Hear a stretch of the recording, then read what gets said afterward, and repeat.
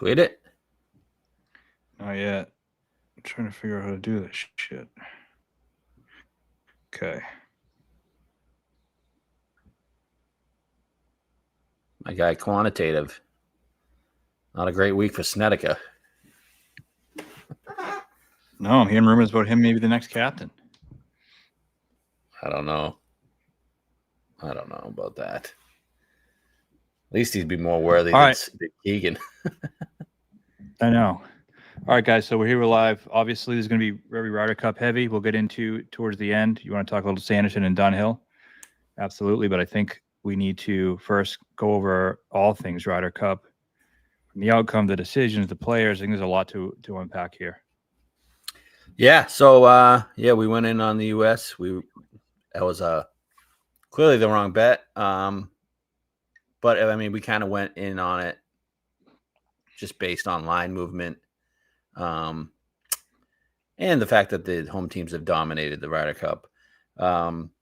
Didn't really anticipate Scotty Scheffler going 1-4.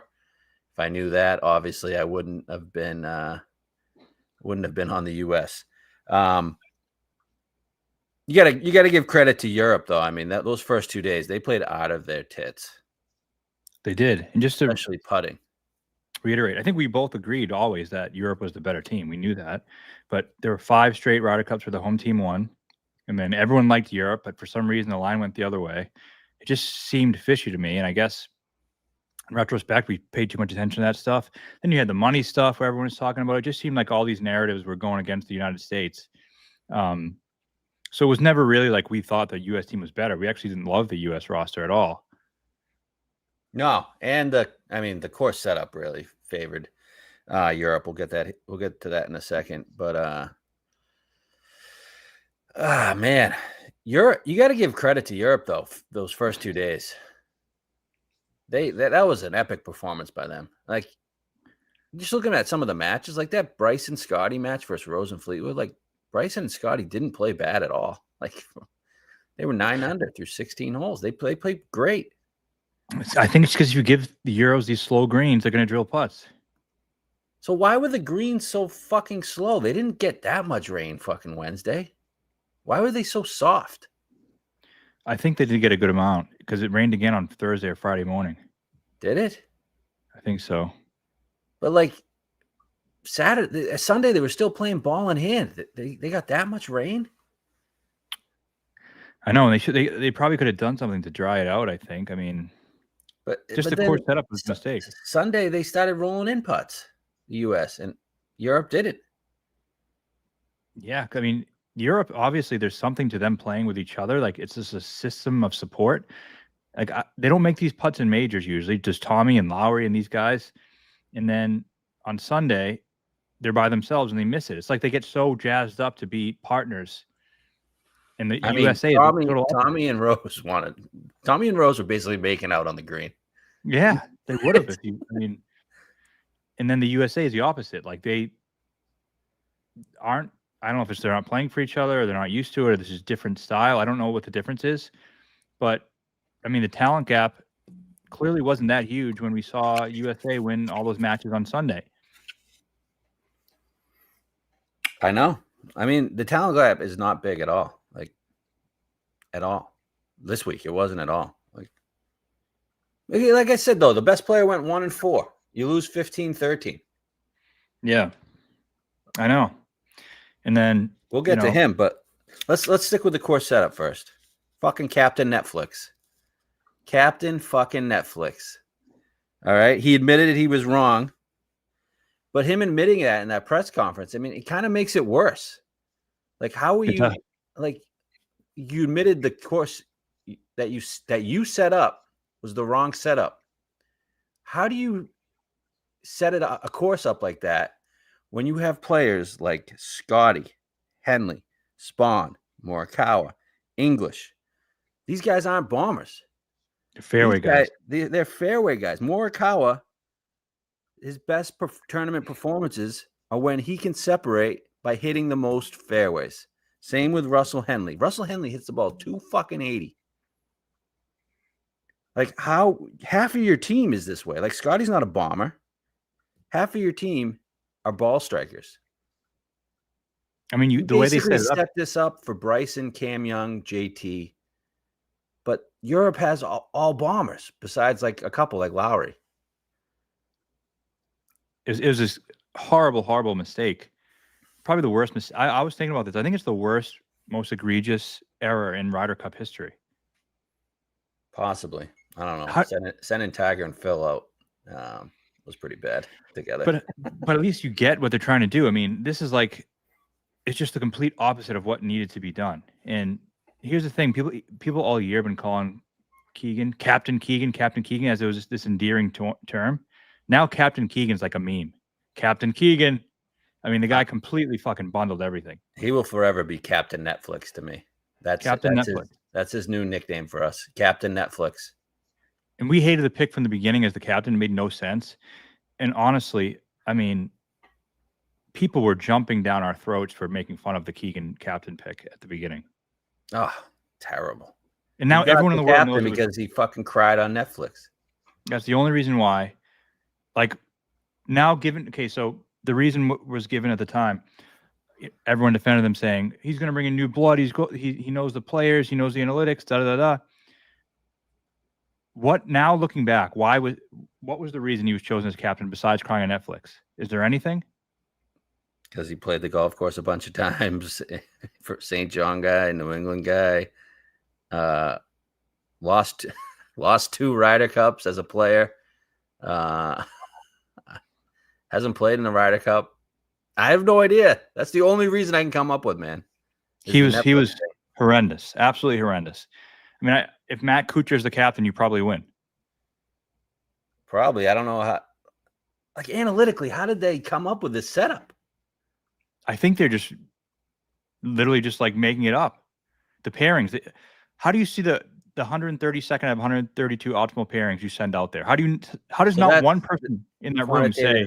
Quantitative is asking that question. Outside of course, what is Keegan's next biggest regret? It's got to be the Morikawa English throwing him out a second time on Saturday. So that's why there are multiple problems. One, you don't have one guy in that room. And I wrote this in my piece, and a lot of it was people are making the live stuff, but the whole thing I wrote was kind of a referendum on Keegan's captaincy. It was just mistake after mistake. So you don't have one assistant captain in that room, and people are saying they want someone in that room to be the next captain. You don't have one person in that room say, hey, these guys are the least optimal pairing you could ever dream up, and you're sending them out not once after they got destroyed, but twice, and neither of them are playing well. So how does no one in that room step up and say, hey, this is a mistake? Nobody says that. I don't think they use analytics. I really don't. I think I don't. I think they're just going on it. He also said he set up the course this way based on past Ryder Cup performances by the U.S. Like, how are you not setting up the course based on what your team does well? Who gives a fuck about the past? You don't have DJ. You don't have Brooks here. Okay? You don't have Finau. Or Tiger or Phil. Yeah, you don't have these bombers. Your best guys are fucking pussies like Henley and fucking Morikawa that you're relying on an alternate shot. They should have set it up like Golf National. Exactly. It should have been exactly like Le Golf National. And that's plus, it's also the Bethpage thing. Like, this is Bethpage Black. It's a public course. It's for blue-collar people. It's cheap to play the course. And you aren't even playing the course like it's played every day to the difficulty that amateurs have to play the fucking course. You're playing it like you're spinning balls out of the rough. It was an embarrassment. The whole thing from start to finish was an embarrassment. And there are people calling for Keegan to be the captain again because now he can learn from this. No, fuck that, man. You had a chance to do it, and you were probably the worst captain in Ryder Cup history, in my opinion. I don't think he'd do it again. You don't think he'd do it again? Well, maybe if they begged him to. I think he wants to play. He should have been. Well, I mean, he should have been on this team. He would have made putts, and he would have been a good fit for the course. Yeah, he would have made putts too. Like Henley, Morikawa, they ain't making putts. I'll tell you that. No, I mean the roster construction combined. Not only was the course set up egregious, the way you set up the course plus the way you constructed the roster combined is just completely backwards. Yeah. What an embarrassment. You know, another thing I don't like is we make this Sunday charge, right? So everyone's like, hey, you know, they were fighting. Keegan was fighting. Yeah, that's the one day Keegan had no involvement in what was going on. That's why they came back. What did Keegan have to do on Sunday? He had to throw out his best players at the top. That's it. That's the only decision he had to make Sunday. I mean, everyone's saying, well, you need some credit. And I'm kind of pissed they made that rally because I never thought they were going to win. And then also now it looks like it wasn't as bad as it was, and you don't realize that you need a full system overhaul. Yeah. The most of the press conference it was cool though. Yeah, but I was in the room for the press conference, and the most of the press conference was about how proud are you these guys for not giving up? How great was it to see these guys fight to the end? That's not what the post game analysis should have been about. It should have been about how did you fuck this up so badly? Yeah, they did. They fucked it up. You know, it's not just a Keegan thing; it's a PGA of America thing. It is. It's a whole systemic problem that needs to be uprooted completely. So how do we fix this? Like, we need to use the President's Cup as like a walkthrough for the Ryder Cup. Like, Akshay should have been on the President's Cup team last year. You got to start grooming these younger players, the Akshays, the Koivins, the Clantons, the Thors, all these younger players. You got to start grooming them and getting them ready. Because, I mean, ideally, those 4 should be on the team in 27. But, I mean, you're going to have 4 fucking rookies on that team going to Ireland? That's not when you want rookies. No. You want rookies at home, like a Spawn. Right. And then he said all the but they need to use the President's Cup as a grooming process. Like, who cares if we lose the President's Cup? Like, I know it's kind of embarrassing, but like if your ultimate goal is to win the Ryder Cup, use the President's Cup as a tool to groom your players.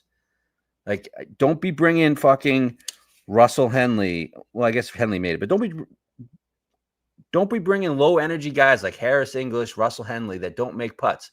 What is the fucking point of those guys of low energy guys that don't make putts?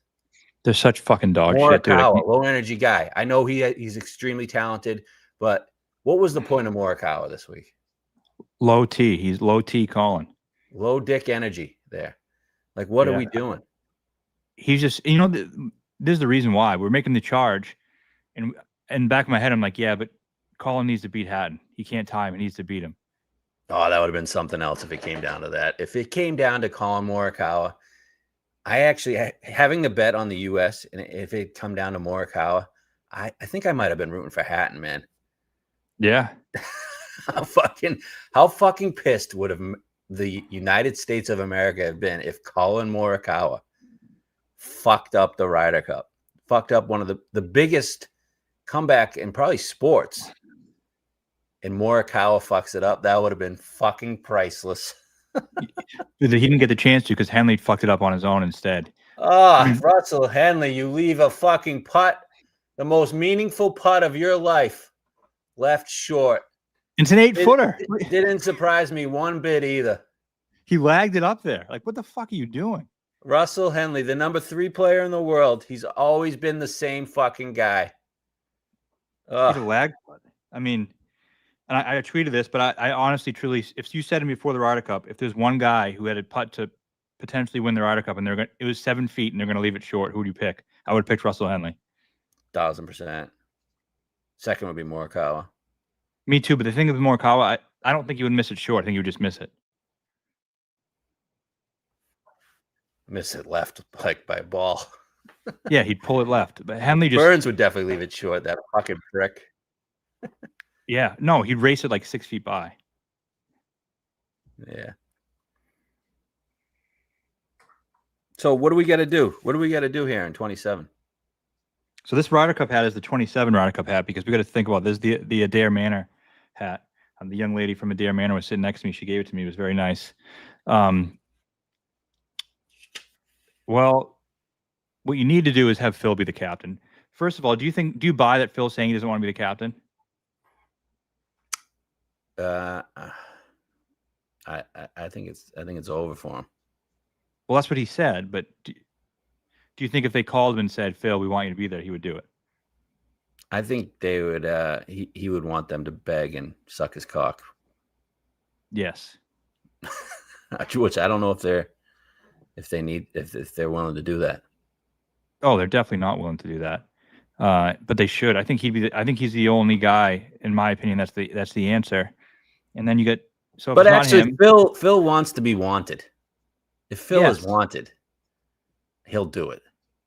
Yeah, I think he's hurt. The fact that they didn't include him.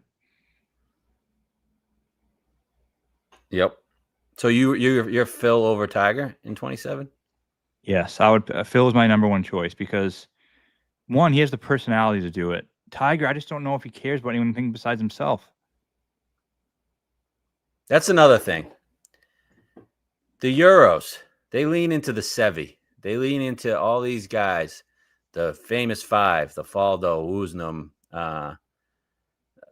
Sandy Lyle, those types. They lean into their heritage. The American golfer grows up leaning into Tiger Woods, who doesn't give two flying fucks about the Ryder Cup. Right.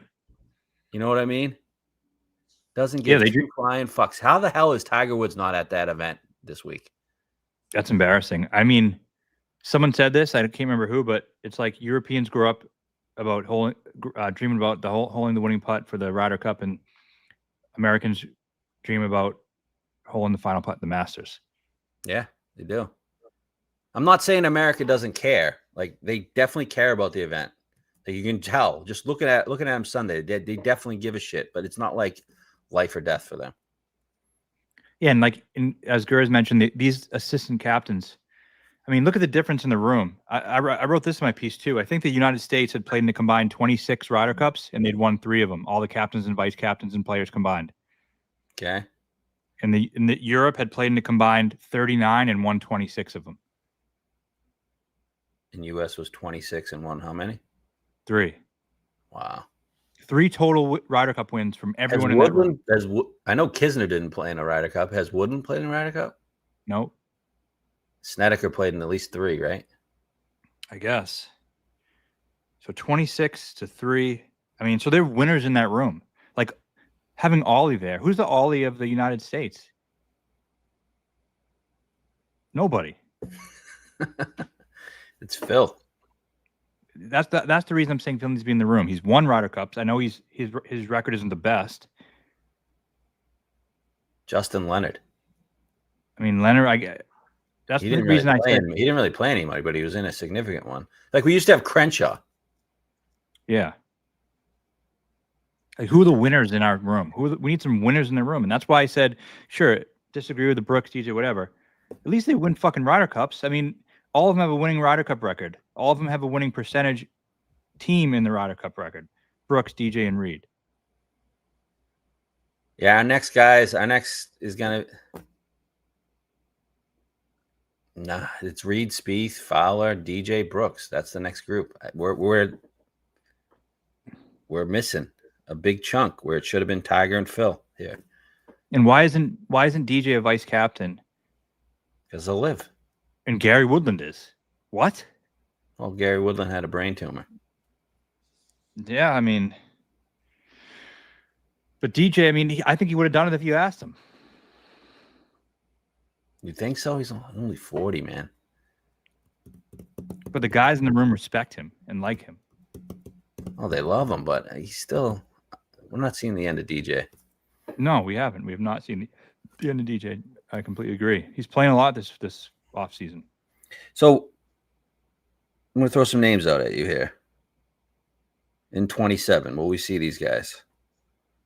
All right, actually, we have a core 6 that I think are pretty comfortable with, right? Scotty, Bryson, JT, X, Cantlay, and I'm going to throw Cam Young in there. Yeah, I agree. Those 6 should be a lock. Okay. I don't know what you want to do with Morikawa. I think he'll probably get back to playing well. He's on the he's going to be on the team because he was good in Whistling. Yeah. I mean, talent-wise, right? He's gonna, like, as long as you can't just give him a handout like you did this year, though. You know what I mean? He's got to earn it. Well, I think this was his handout, and next time he won't be so lucky. It's almost like Spieth last time. Yep. Okay, so there's Morikawa. I'm going to go with the old guy before the young guys. Do you see Brooks in 27? Yeah. Spieth. Yeah. We need Spieth, man. We do. I know we've been talking about Brooks, DJ, Reed. Spieth is another one in those four. At least he shows fight and makes putts in the Ryder Cups, has done stuff in the past, not scared, has set of balls. Has a set of balls. Is not. I know you couldn't have brought him based on his play, but we need him to get back in form. So he's in these events. He brings energy. We're missing a guy like Homa. Homa was great in Rome. He brings energy. We can't have these low T guys. Yep. Even a guy Keegan brings energy. I'm not saying he has to be informed to get on the team. Finau, I know he's not a big rah-rah guy, but he was a big part of our Ryder Cup success. He's played in plenty of Ryder Cup, has a winning record, I believe. He's a weapon. I mean, obviously Reed. I don't know if you want to go in depth on Reed, but like Reed has balls. He should be on the fucking team, man. Then you got to get injured guys like Zal and Tagala where they're like could possibly make this team, but I don't know what they're at. And then you get the young guys. I forgot Zal existed. Yeah, well, those two are long shots. Then you get the young guys. Is Akshay going to be on the team? You would like to think so. He's 23. Why the fuck? We should have had Akshay on this team if this is the course setup we had. I know. That dude would have been fucking sticking shots. Yep. Throwing darts. Making birdies. Okay, is Koivu going to be on the team? Maybe. Clanton? Maybe. Thor? Those four young guys. Akshay, Koivu, Clanton, Thor. Those four young guys. Need to start grooming them. We need those four on the President's Cup team this year. Yes, we do. 100%. And we need we were kind of up in arms about this during the President's Cup, and they weren't picking any of these guys. And they were picking, who was it, Harmon and these other people. Harmon. Like we need. I know you guys like Ben Griffin for some reason. Everyone fucking loves Ben Griffin. I don't want him anywhere near a United States team ever again.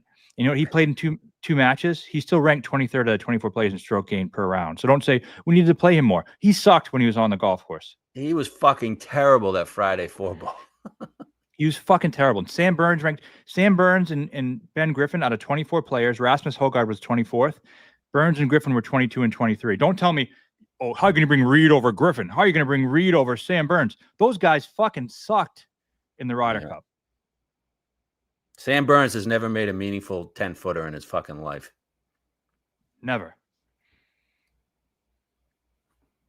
Yeah, I mean, guys are saying Goddard up. I guess I put Goddard up in there. Yeah, he's still young, right? Yeah, fuck him too. Yeah, I just feel like he got hot for like a month. I don't know. To be determined on Goddard up. Do you see Ben Griffin being on the Ryder Cup? No, never again. I don't want to see him ever again. Yeah, I actually had higher hopes as this week on. What about Spawn? I thought Spawn was impressive, but I don't think in 2 years he's going to be the same guy. Yeah. All right, Sunday was cool. I mean, but you also have to give Europe credit, man. That was an all-time performance Friday and Saturday by them. They made so many fucking putts. And even at times where we would stick shots, they would just stick it right inside them. I know. I mean, yeah, this is not taking anything about Europe, but here's the thing. You can't analyze this based on how good Europe was. All you can focus on is how you're going to get better. Yeah. We can't just say, oh, yeah, they're great. And that's what's causing these problems. Hey, man, they made the putts. Like, you got to be forward thinking, and you got to try to present solutions instead of just putting your hands in the air and say, yeah, they putted pretty well. Someone asked if Spawn is a guy you're grooming. No, he's 35. He's going to be 37 in the next Ryder Cup. Is he really 35? Yeah. Yeah. Yeah, I don't know. I thought Spawn was great this week or good this week. But yeah, I mean, if he's out of form, I mean, I like his chances better than Griffin, obviously. I don't think Spawn's.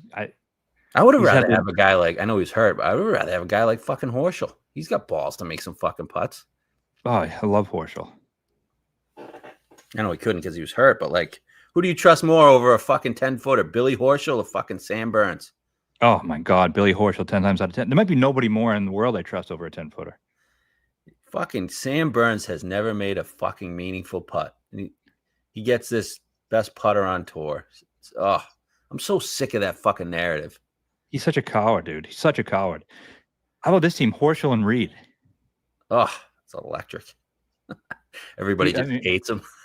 Oh, he's so incredible. But I mean, looking at Europe, they have some incredible foursome, Pat. Like Ramhat and Tommy and fucking Rory. How do you beat those two? Michael Kim is going to be nowhere near the fucking team. How do you beat those two? Brooks and DJ. That's what I mean, that's why I said you bring them. Like, yeah, are they going to lose? Probably, but they have a 30% chance of winning where these other guys have a 0. Like, if they show up, they have we have no one with a presence. We have no one who struts down the fairway with a fucking set of balls. We have Ben Griffin and fucking Russell Henley. Well, we got Bryson who does it. Bryson. But even Bryson, he's an awkward guy. Yeah, but he was strutting Sunday. Strutting on that back nine. Did you see how fired up he was? He was incredible, man. Yeah, he's the best. All right, let's go through the list of Ryder Cup guys and just give a comment, or let's talk about each guy. So, okay. All right, we'll get some guys out of the way. I'll go U.S. then Europe guy. Just tell me what you think of their week and moving forward. Harris English. Awful. I can't believe he auto qualified. I know he was good in the majors, but he just a lifeless, completely lifeless. Just a lifeless bum. That's a nice gumshoe, though. Yeah, I mean, he brings absolutely nothing to the table. Nothing. He was in the envelope. Imagine having an automatic qualifier in the envelope. How embarrassing that is. Automatic qualifier in the envelope. Oh, let's go over the envelope. What'd you think of? Like, that was kind of horse shit. It was, but I didn't. I understand it before, but the rule does need to be changed before moving forward. I guess so. I just think that people talking about it's making too big of a deal on something that doesn't really matter. Yeah, I know. We got to get rid of the tie shit, though. Like, imagine if they tied. How electric would a fucking playoff be? I think they should do every match should go to playoff holes. So you get rid of the half points? Get rid of the half points. Yeah, maybe. If you got a match going 6 fucking playoff holes. Or you could go only in singles. Yeah, true. Okay, next guy for Europe, Rasmus. He didn't belong there. Yeah, he auto qualified. Their system is weird as shit too. Why do you auto qualify? Do you really have that good of a year? Well, he won the Irish Open last year. That helped. I don't know. He's not going to be back on the team, I don't think. No, he's still young. I mean, yeah. Yeah, whatever. Ben Griffin. I never want to see him on a United States team ever again. He was bad. He didn't help Bryson one bit Friday afternoon. He's the other guy. On a fucking island Friday afternoon. Just Rose and fucking Fleetwood drilling putts. Bryson like kept him in it. He's the guy I was so hard on all year long. Like, he cannot be on the Ryder Cup team. And this freaking guy, Ben Griffin enthusiast, keeps going at me like he's this, like Ben Griffin's this nails player. He is such a choker. Yeah. Remember Sanderson Farms 2 years ago? I mean, he choked that one badly. He choked Bermuda. He had a 4-shot lead in the back 9 at Port Royal. He's just not someone we need if we're going to win Ryder Cups. I mean, he clearly doesn't have the season he had this year, next year, right? Yeah, what was that stupid nickname they gave him? Benny Boom? They should call him Beta Ben. Beta Ben. Beta Ben, dude. The guy is a lowest T on the team. I can't stand his fucking face with his fucking glasses too. Ugh, just want to fuck. Anytime I see Ben Griffin, I just want to fucking punch his face off. Yeah. Beta Ben. Okay, Sepp Straka. Sounds like the baby's all right. Yeah, that's good to hear. He was making putts too, man. I know, but strokes gain wise, he was pretty bad. Yeah, I know, but like he helped out in that Friday 4-ball. Ron wasn't his best, and Sepp just kept drilling putts. It was fucking so annoying. At least they got something out of him. I know. Spawn drilled him. Yeah, I think it's just the team atmosphere. You get a little something out of everybody. Even listening to the press, that dude is not European. He is fucking Southern as Southern gets. Playing for national pride. The guy fucking never stepped foot in Europe in his life. I know. He's straight Georgia. True and true. All right, next U.S. guy, Morikawa. Gutless coward. He just is a horrific putter. That 5-wood was electric though from the rough there. I know. That's part of me was like, I don't mind. Here's the thing. I wasn't on the train of everyone like, you got to sit him. You got to sit him. I was like, you have him. You might as well play him. I think he still hits good shots, but you got to put him with somebody who can make putts. Yeah. Who would you have put him with this week? He's a good foursome guy. I would have maybe tried him and X and foursome. What about Spawn? Or Spawn. Yeah. 2 Cali guys. Yeah. Yeah. I mean, Morikawa is a talent, has been. I mean, one of the better iron players in the world. He's got some issues. I don't see him not being on Ryder Cups going forward. I don't, like we said earlier, he's not going to get handout like he did this week, but I'm pretty sure he's going to earn his way onto teams. So yeah, he'll be back. We got to lean into him. Ludwig got the only point on Sunday. And I don't think that was really to his credit. I mean, we'll get to this other guy later, but I think Cantley was the worst player of all 24 on Sunday in terms of strokes gained. And Ludwig was like 11th or 12th. He didn't do anything special. He was okay. Bad most of the week, I thought. Yeah. I didn't think he was great at all. Yeah. Obviously still young. What do you think of his year next year? I mean, I think he's got to have a big year, or else maybe we're starting to talk about he's not quite what everyone thought he was going to be. Is he clutch? Does he have the clutch gene? I don't think so. There's something missing. There is. So, I mean, he talent-wise, he could just win a golf tournament, but something's missing there.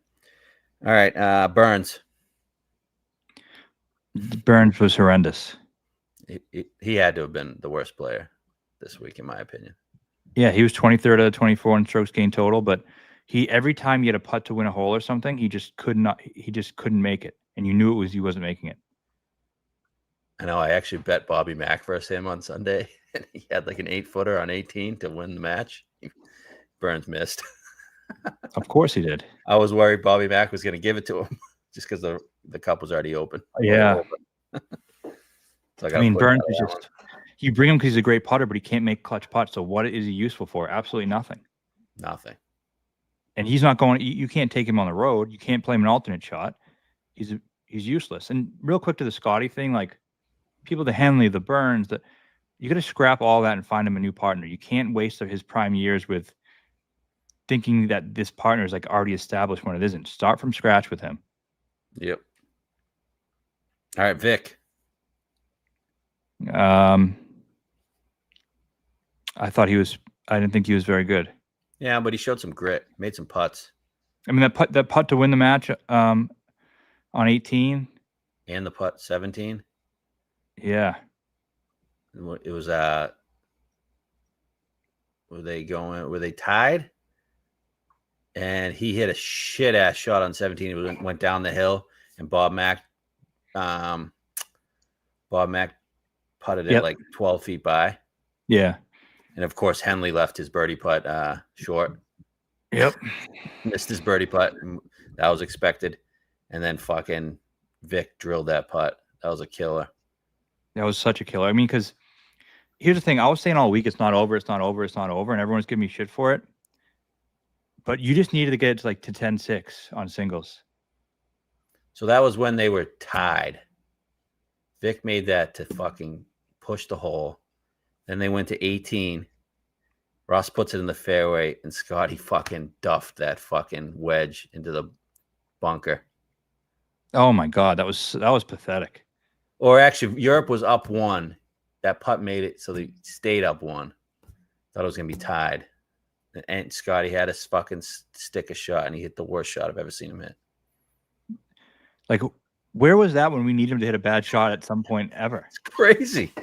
He never fucking hit everything. It's just 10 feet. Even his worst shot is not going to be in the bunker there. Yep. Terrible. Yeah, Vic was I mean, it sounds like he was hurt his neck, but I mean, I don't know. He still got it. He still has balls and got shit out. You know what I mean? He's still cooler than anyone on the United States team besides Bryson. Exactly. All right, U.S. guy Henley. Kind of already talked about him, but I'm good with Russell Henley ever being on the U.S. team ever again. He's number 3 player in the world. I'm good with. I don't want to look at his face ever again. The fact that you leave that putt short, that's the only thing you can't do is leave that putt fucking short. You're mounting this comeback. Nothing to lose at this point. You don't even go for the make. He won on 17 too. Huh? He missed one on 17 too. Yep. 6-footer or something. What are you doing? If someone had a gun to my head and said, who do you not want hitting this putt to save your life? I think I would honestly, even before this week, I would say Russell Henley. He ain't making it. He's not. Remember the 4-footer at Wyndham? It wasn't even fucking close. Lost a 4-shot lead in the back 9 at 2 tournaments. He's a gutless coward. Yeah, Graham, I'll definitely bet him at the Sony next year. I'll bet him every fucking year at the Sony. I'll bet him every year at the Wyndham too. Doesn't mean I think he can win. He is who we've always said he is. A fucking loser. A choke. He's a choke. He won one time because he accidentally chipped in a shot that was going 100 feet by. Yeah. And Morikawa, and he was going against the perfect guy that doesn't make putts and didn't fucking take the tournament like he should have. I mean, Henley's won just about nothing. That one he didn't deserve, and anything else he chokes. Yeah. Okay, next Europe guy, Bob Mack. Real quick, one more thing about Henley. Everyone's like, well, he was your best player in terms of strokes game on Sunday because he thought he wasn't playing for anything. Yep, exactly. And then as soon as the match meant something, miss. But he actually did make a good putt on 16. Yeah. Bob Mack. He's a dog, man. He's one of those guys that makes putts. Yeah, he's small in person. Is he? He's not like a big guy at all. He's like a little guy. Yeah, he makes putts. He's made some huge putts. Eating cold baked beans out of the tin. Yeah, but he's just one of those. Like, we don't have a Bob Mack. I'm not even saying he's like one of the biggest grinders. We don't even have Bob Mack. No, he's like a Billy Horschel. But yeah, Bob Mack would extremely help the U.S. team, and I would say he's like their 6th best grinder. They have so many grinders. Yep. Okay, Spawn. I thought I was impressed with Spawn. I thought he had a good week. Should have been in foursomes. Don't understand. One he definitely should have been ball strikers. I would have tried him with Scotty. They played Scotty and him in 4-ball. But yeah, I would have played him with Scotty or Morikawa. Yeah, I thought he was relatively good, but I just don't think he matters for our future because I think he's too old and he's having the best season of his life and he's bound to go the other way. Yep. He was good. He actually carried X in that Friday 4-ball that the U.S. actually won that one. Yeah, he was, and then they needed that point. X getting 3 points. I guess he played good on Sunday, but X getting 3 points just being carried on 2 of the matches is fucking wild. Unbelievable. But it just shows to show you X is good in these things, and we need him. Yeah, we need him to figure it out and get back in form. He will. Obviously, not far removed from the injury. He was next on my American list, so I don't know. You want to talk about X too? Yeah, I mean, I think We definitely need him to be good. Cantley are obviously a good pairing in these events. They won for us, the only one to win for us in the Friday morning, right? Yep. Or tie. They No, won. they won. So I mean, they did more than a lot of other people can say. I was actually I know he statistically he wasn't great, but I thought he had a little bit of fight to him, I guess. Yeah. He's good for these events. He's like that quiet guy that you want when you have a bunch of guys that have emotion. He's one of those quieter guys you need. You know what I mean? Like you want like 8 guys that really fucking like show emotion, have balls, go crazy, and then you need those stoic guys, and he's one of them. So out of everyone in the thing in the Ryder Cup, he was 11th in strokes gained total. He actually was really good on approach. He was 6th on approach. He was really bad putting. He was one of the worst putters. I agree with this guy. He needs to be our Tommy. Exactly. Yeah. Yeah, I mean, this was a tough year for him. I mean, with the injury. Do I expect him to come back and win 2 majors again? No, but I expect him to be more competitive than he was this year. And he'll be in Ireland, no doubt in my mind. Yep. All right, Europe, Rose. I mean, fucking dog, man. He's just a gamer. Rose is the best. He's that guy. You love him when you're rooting for him, and when he's on the other team putting putts up your ass, it's horrible. Dude, that putt he made. First of all, the Bryson Scotty Rose Fleetwood match was electric. The putt he made on that par 3-8, he started walking it halfway through. Dude, it kind of reminded me of like the meme, you know, the Tiger meme that they have? Yeah. With Tiger against Answer at the President's Cup. Yep. Except it's like not real. Like he didn't really do that. Rose actually walked it in halfway there. I thought he started walking because I thought he missed it. I think he did. You think he did? I think he thought he missed it. Really? I don't know, man. He was making everything. Yeah, but you could just tell by his reaction. He thought he missed it, and it kind of caught the side. Yeah. Well, it was cool. But then you get the Rose we got Saturday at the Masters. On Sunday, he was missing all these shorties. Because he didn't have his boyfriend there. I know. These Europeans, man, they need their boyfriends on the greens with them. It's crazy. It's crazy. What did you make of the kerfuffle there on 15 Saturday?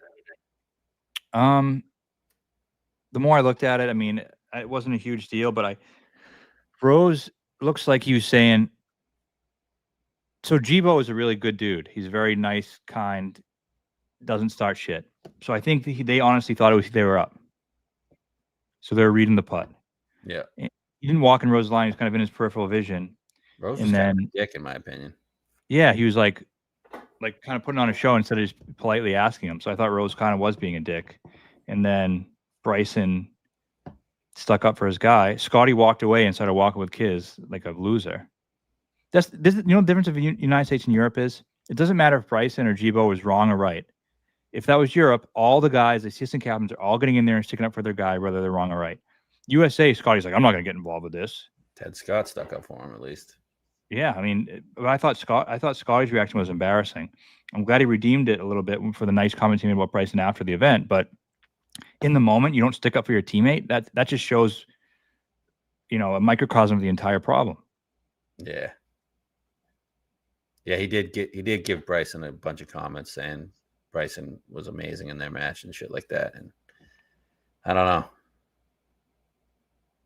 Another thing people saying Tommy said that this is easier than YouTube. I can't believe people are repeating that. It was like a parody account that tweeted that. Yeah, I don't know if he said that. I can't picture that. He did not say that. So, yeah, Rose is just a dog, man. He always has been. He's just when you said it perfect. When he's on your team, nothing better. When you're going against him, you fucking hate his guts. Yeah, he was pissed me off so bad being against him, and he was making all those putts. Yep. I love Justin Rose, though. But he seems like he's going to be the captain. So you think he's going to be the 27 captain? You don't think he's going to make the team? No, I don't. I think he'll be the captain. They have so many good players and so many up and coming players, and they're all in their prime. Does Pooj and McGibbon get involved? Who knows? So you think they're going to go the Rose route? I think the options are Rose or Donald does it again.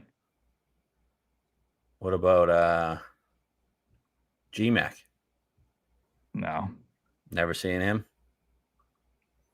It's Island or bust, and it doesn't seem like that's happening. Do you think Luke takes it again? No, probably not. But don't think he I was does. surprised he didn't rule it out when they asked. Yeah, he should just ride off into the sunset.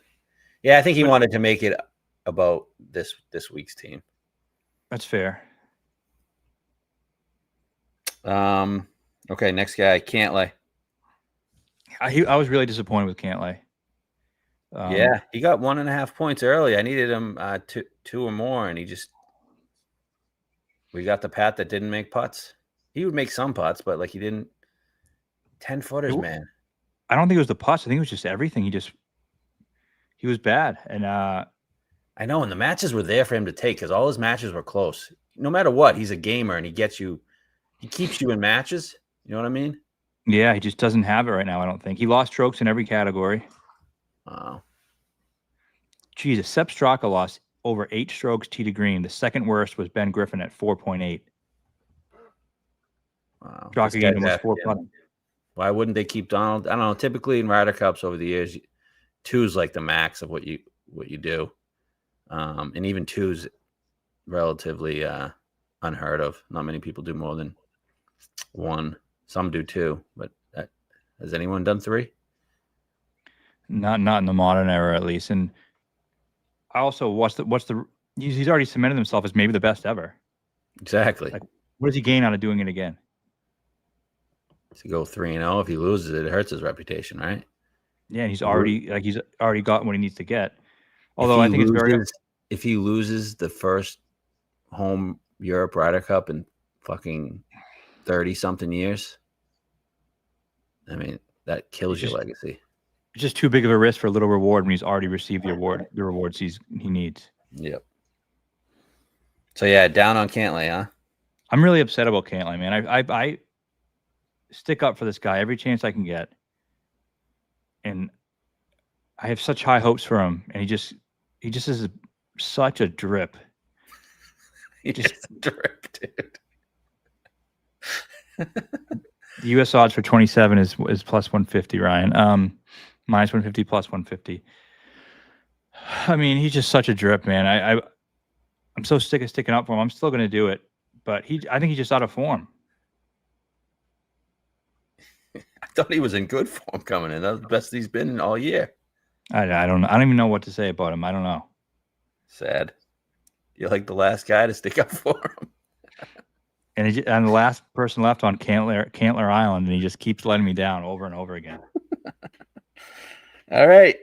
All right, let's go to this fat fuck, Shane Lowry. He's such a phony. Oh my God, what a cocksucker that guy is. I mean, doesn't he just reek of phoniness? I don't know. That's kind of what the island way is. Just being a phony? I don't know, man. He made all the putts this week that he had to. He never makes those fucking 8-footers, ever. Never makes any putts like that, and all of a sudden now he's making all of them. And he makes the one to win it. Here's another thing with the Europeans. They think their chants are so good. Oh, they're way better than ours. But that's what they say. Oh, it's so good. What do you guys just say? USA? And I listened to one of them. They just sing "Walking in a Winter Wonderland," except they just changed the words to "Walking in a Lowry Wonderland." Doesn't even make any fucking sense. Our chants are so creative. Walking in a Lowry Wonderland. The fuck does that mean? Did you hear the Teletubby chirp? Yeah, that was good. I mean, there was on our show last week, we discussed, is Shane going to play with Rory? I mean, I think that was definitely the plan because Shane's like his bodyguard. He was the perfect guy to have with Rory on those afternoon matches. Yeah. because he stuck up for Rory because that's his boy. So that was a well played by Donald. Yeah, I mean, I think, yeah, but I also think they were a very vulnerable pairing, and they could have easily lost. Oh, definitely. Who did they play? I don't think they played that well. They played. I know they played JT and Young. JT didn't play that well that day. It was all mostly Cam. That was Saturday though. Who did they play Friday?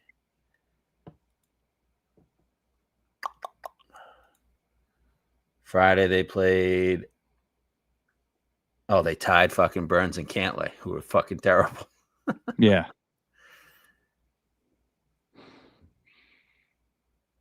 Yeah, and if Burns and Cantlay made any putts, they would have lost. I agree with you. It really pissed me off that Shane fucking had the winning putt there. I know. That was definitely the pair I wanted to pick on, and they were right to be beaten. The U.S. team was just so gutless. Yep. I mean, he does have character though. I don't know. You got to give him some credit. He made the putts. I don't know. Yeah, see if you can make the putt to win the Honda Classic. He ain't doing that. I'll tell you that. Okay, next guy. U.S. Your guy, JT. Oh, I love JT so much. And I think I was vindicating all the things I was saying about JT leading up to the event. Beginning of the event, people wanted to disagree with me. He sucks. He sucks. He was one of the only things the United States had going for him this week was JT. He brings energy. He brings passion. Call him a cheerleader if you want. I don't give a shit. We don't have enough guys who care. He fucking cares. Is he playing as great as he could play? No. But he battled. He beat Europe's best player right now. I think Tommy Fleetwood's probably the 5th best player in the world. Yeah, I don't. Yeah. Scotty, Rory, Rahm, Bryson. Who's better than Tommy outside of those guys? I think you could argue Tommy over Bryson, but I won't. Yeah, so he's a top 5 player in the world. He's 4-0, and you got JT, who, yeah, everyone says he's playing like shit, but guess what? He goes and beats Tommy Fleetwood in a must-win match, and I think JT is going to be on the rise again. I think this week probably should spur him in the right direction. He is part of what you need as a United States team. I think he's a future Ryder Cup captain. Plus, when he makes those putts, he just brings fucking energy. Yeah, he's exactly what you need. He's. I just don't get why do so many people hate JT? I don't know. I honestly have no idea why. Why do Americans hate JT? He's the best thing we have going for us. He cares unlike anyone else. He was getting into him and Bryson where he didn't play good. He didn't play good. Americans need JT's spunk, or Scotty needs JT's spunk in these events. You know what I mean? Yes. JT he's everything we want. He's everything you need as an American to represent our country and our national team. Everything you want. If you don't like JT, cares. He's like a European. He cares. Exactly. And he's the guy like for the other team. You hate playing against him. His Ryder Cup record. He's a great Ryder Cup record. He shouldn't be playing foursomes. No, he shouldn't be. Another mistake. Why don't you have Bryson and Young go out first and have JT and Bryson in the 4 balls? Exactly.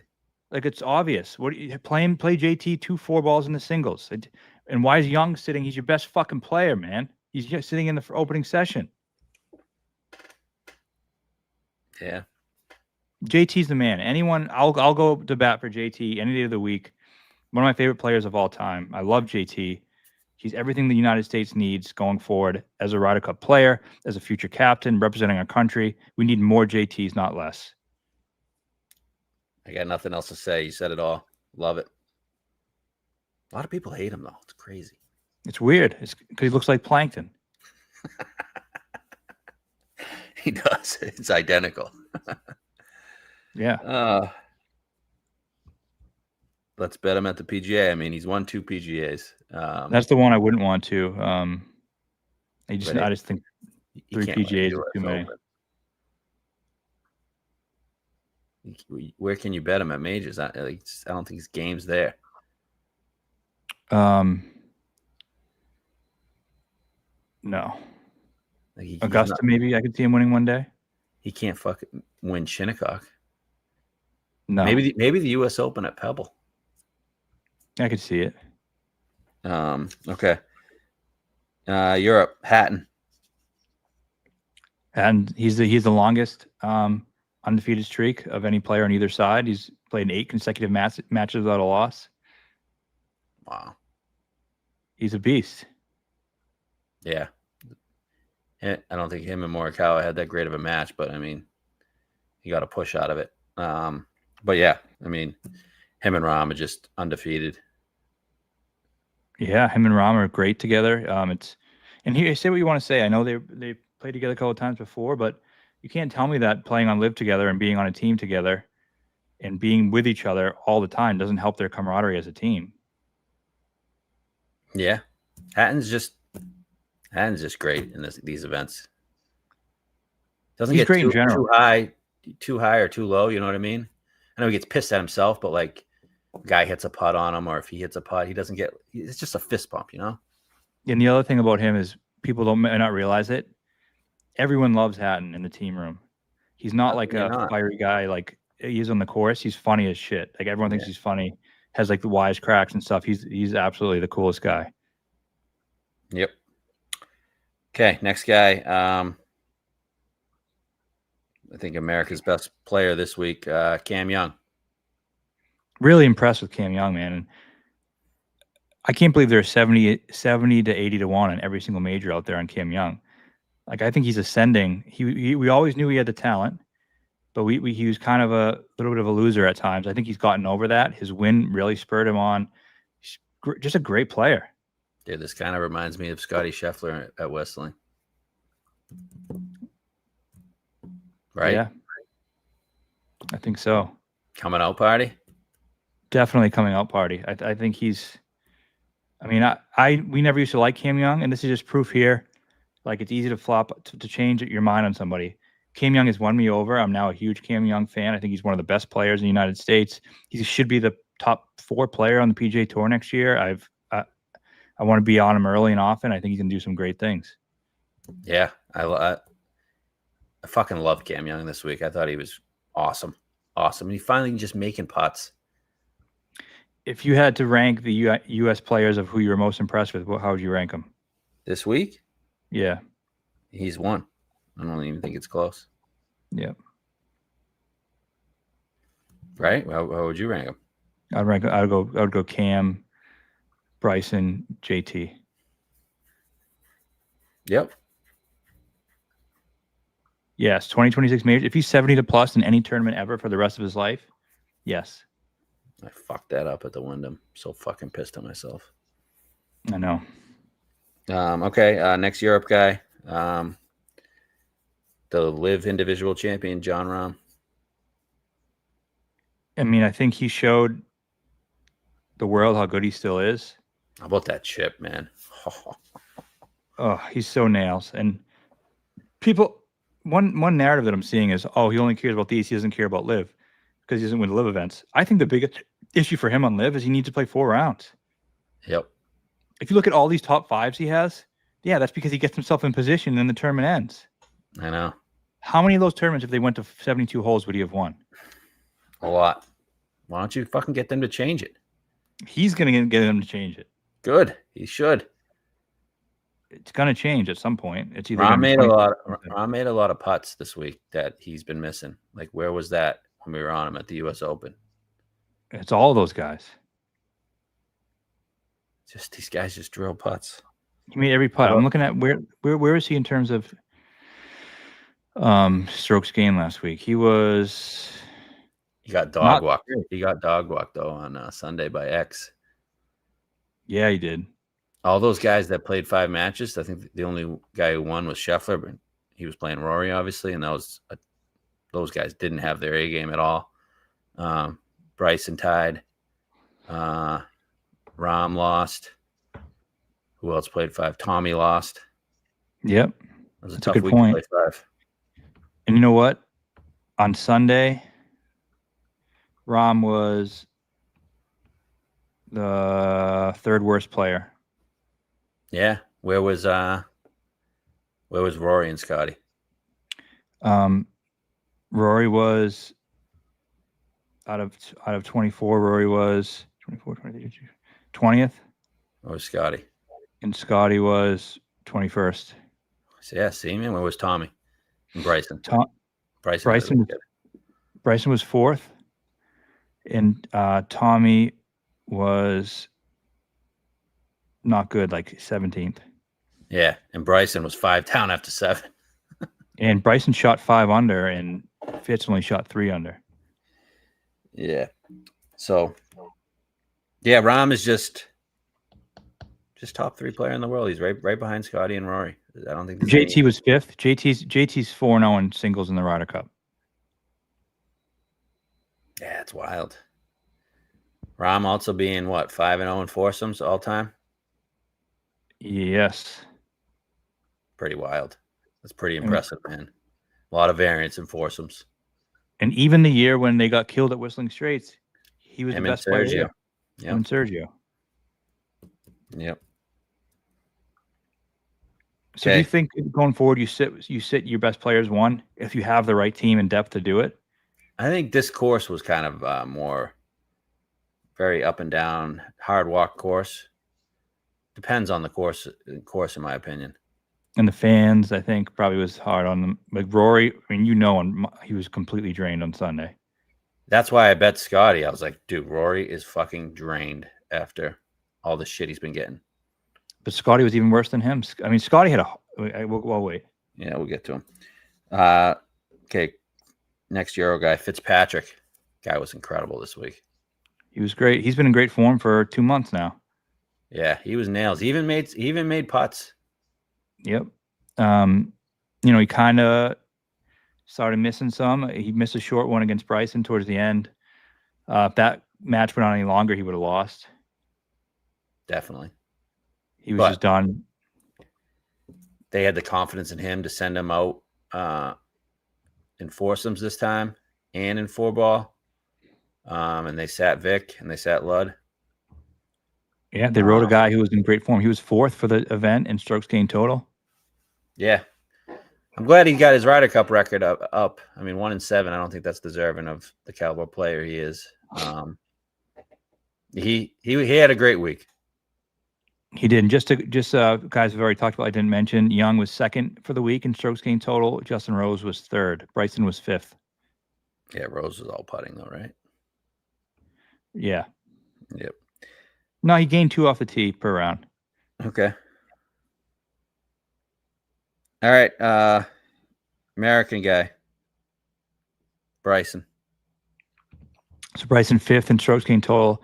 I said one of the keys for the United States team this week was the proper utilization of Bryson. And I don't think they utilize him properly. Like we said, he should have been with Cam in foursomes and with JT in 4-balls. They got that backwards. I thought he was all right. Like, I think he was. So if you do that, though, where do you use fucking Griffin? Griffin can fuck himself. Well, you have to play him. You have to play him once. Okay, play him once with Scotty in 4-ball. Okay. Yeah. I would say maybe Young in 4-ball since they were in the same pod. Yeah, well, yeah, because Young should have played 5 times probably. Yeah, he should have. Okay, go on with Bryson. I thought he was good. I do think he had the opportunity to be better. Yep. I mean, he was good. He had some bad partners this week. So for the first day, JT was ranked last of all players, strokes gained. In the second session, Griffin ranked 2nd to last of all players. So he had the 2 worst partners you could have for basically over the first 2 sessions.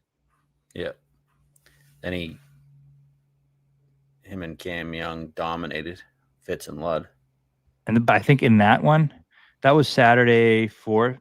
Foursomes, yep. 4-2 they won. They won 4-2. But in that round, Cam was the best player in the field all day long. And Bryson wasn't great. Cam kind of carried him in that one. Yep, I know.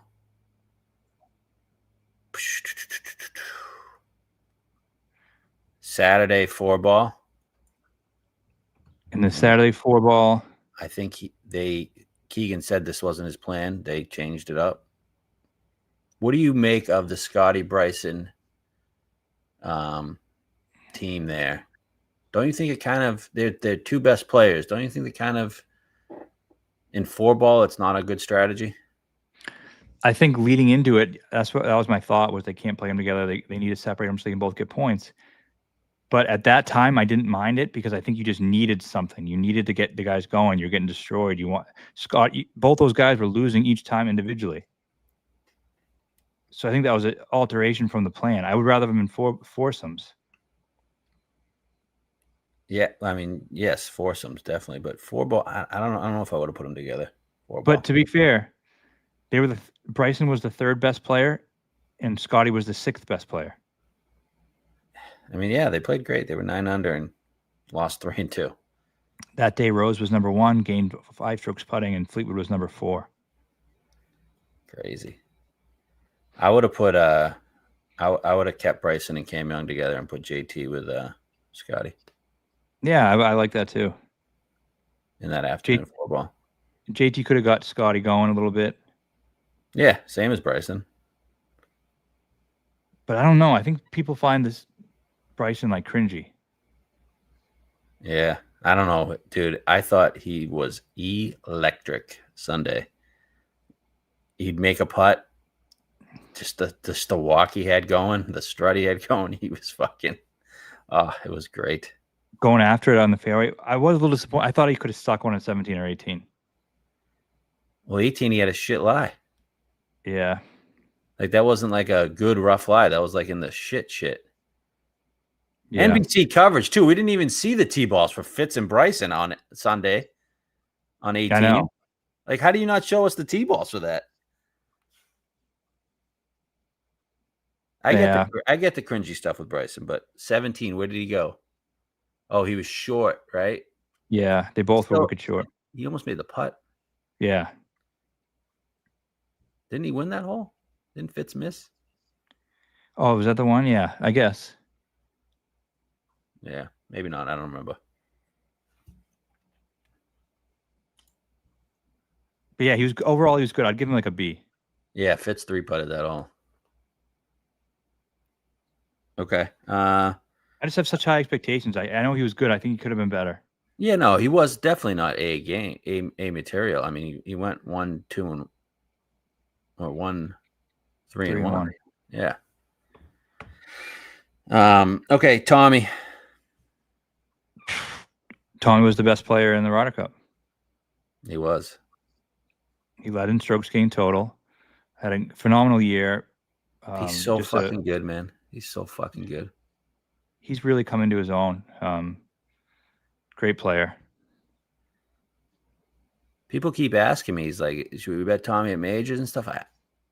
He's been doing this for years. This isn't like something new, right?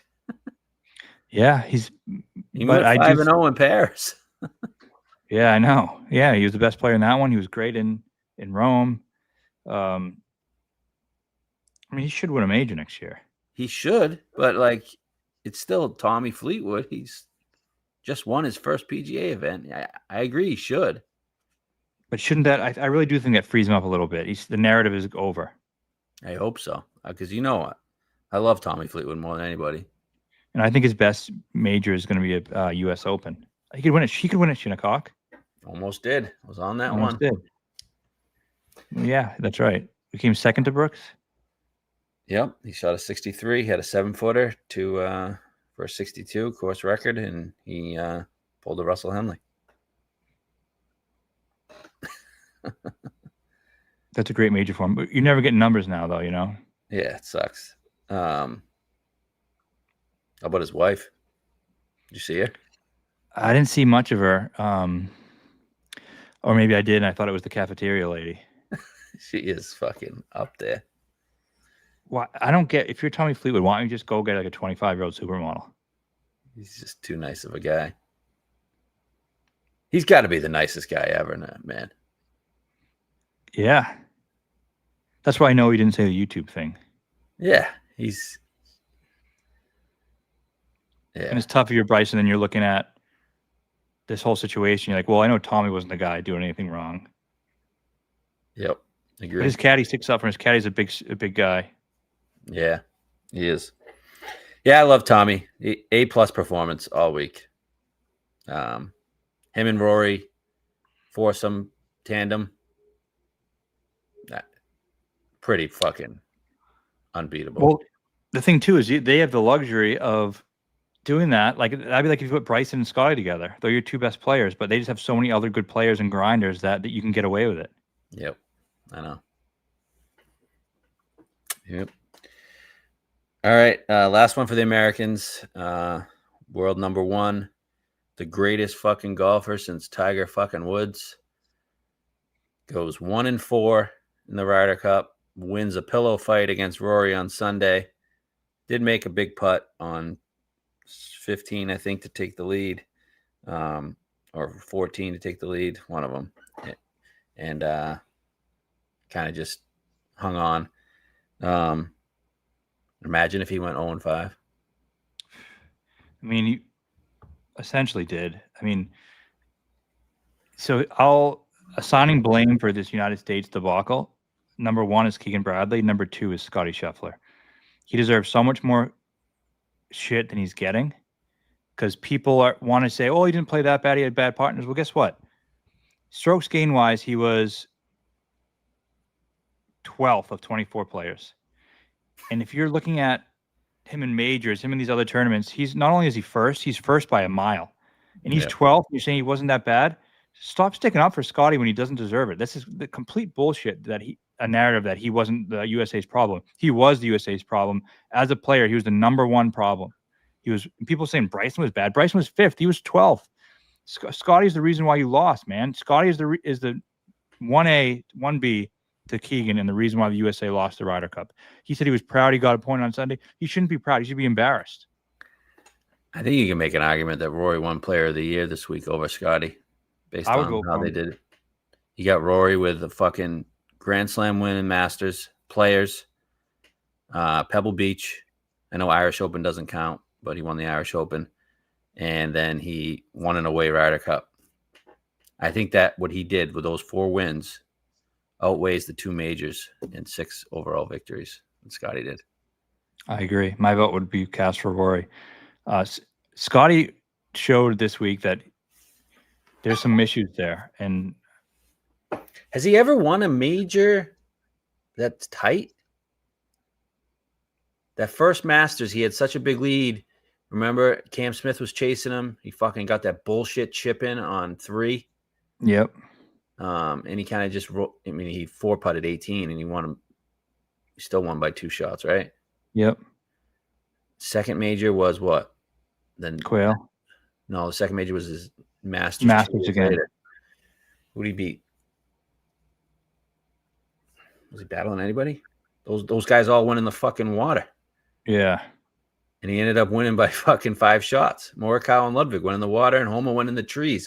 It was over after 12 holes. Yep. And then what? Quail. I mean, it was tight for a second with Rahm. I guess kind of Quail, but he ended up winning by 6. Yeah, no, he's definitely a front runner. And then obviously Portrush, he ran away with it. But I mean, he had the comeback at the Players. I don't know, man. Pressure gets to him. Pressure definitely can get to these guys. He's not elusive. Do you think this has any effect going forward? Of maybe just he takes that step back that has been feeling like it has to happen at some point? I fucking hope so. Me too. Do I think? I don't know, man. I feel like he has such a good base. You know what I mean? Well, yeah, you'd think so, but this week that wasn't there. I know, but how can you play so bad at Bethpage? An easy Bethpage too. It's just I don't get it. Yeah, that's the worst he's played. It has to be the worst he's played in 5 years. What did he do in Rome? I think he's 1-2. That's all he played. He had to play 1-2, 1-2-1, 1-3, 1-2-1. Yeah, I think he's like 0-6 in his last foursome matches. Yep. Like, So yeah, I mean, hand up. If you told me Scotty was 1-4 in this Ryder Cup, there's no way in hell I'd be betting America. I thought he was primed to get 4 points at least. Yep, and that's the problem. I mean, your best player was horrible. Hard to overcome that.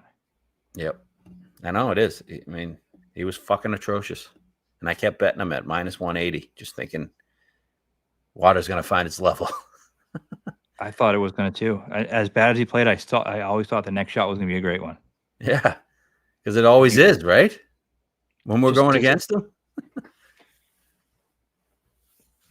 Just disappointing. Oh, watching Rory put the green jacket, I think hopefully on Bryson. Oh man, yeah, that guy set up Bryson auto bet for the Masters. That would be something. I love Bryson just knock him out.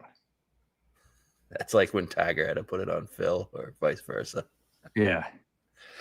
Oh man. All right, let's get to that guy because I think he was the main story, right, Rory? He's just such a little. Every time I want to like him, he does something and we hate him again. He's a hypocrite. He's such a hypocrite. I mean, you can't preach the decorum and we're above all this stuff and golf is better than this, and then say fuck you to the fans and flip them off and tell them to shut the fuck up.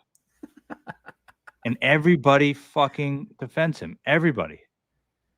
Yeah. He's a little crybaby, hypocrite. That being said, he's really fucking good at golf. Yeah, he's great at golf.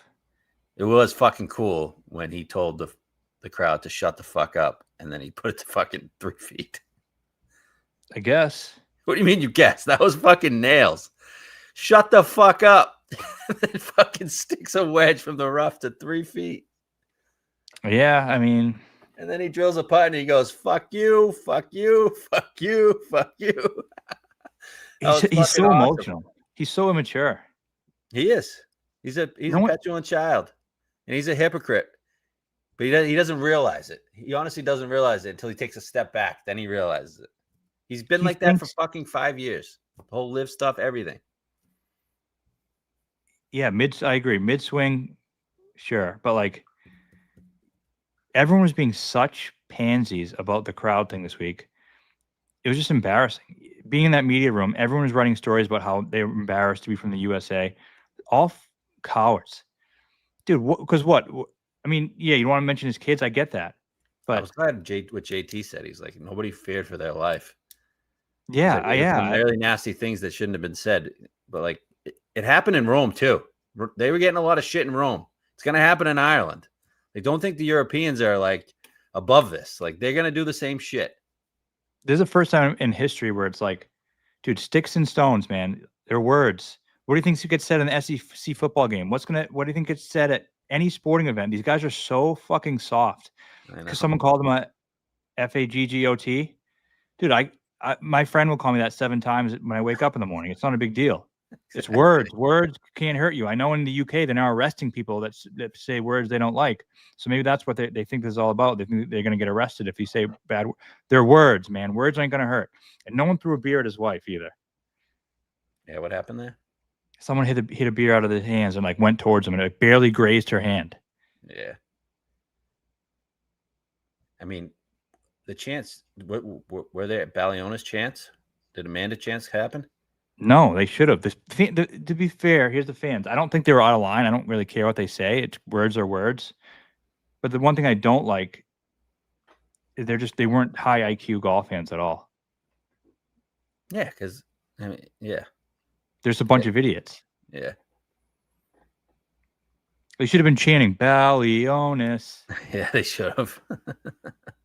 And I don't think half people know about that rumor though. But if they did that, the people, oh my God, this is so inappropriate. What was the deal with the PGA lady that resigned? I don't know. She was just awful. She should have resigned anyway. Oh, really? Yeah. I did see her. I didn't ask her for a comment, but she was, I don't know, just a loser. Yeah, about to putt in the backswing. I agree. Don't say anything. But other than that, chant whatever you want. Yeah. Okay. Outside of the fan stuff, anything else on the fan stuff? No, I think it's overblown. I think these media people are all nerds who got bullied so bad in high school that when they hear mean words, they get scared and they shudder and they want to hide and they think the golfers can't hear words. Words can't hurt you. Okay. Like JT said, no one was in any danger. I know we in the UK you get arrested for speaking things that people don't want to hear, but in the USA you should be able to say whatever you want. Homophobic slur.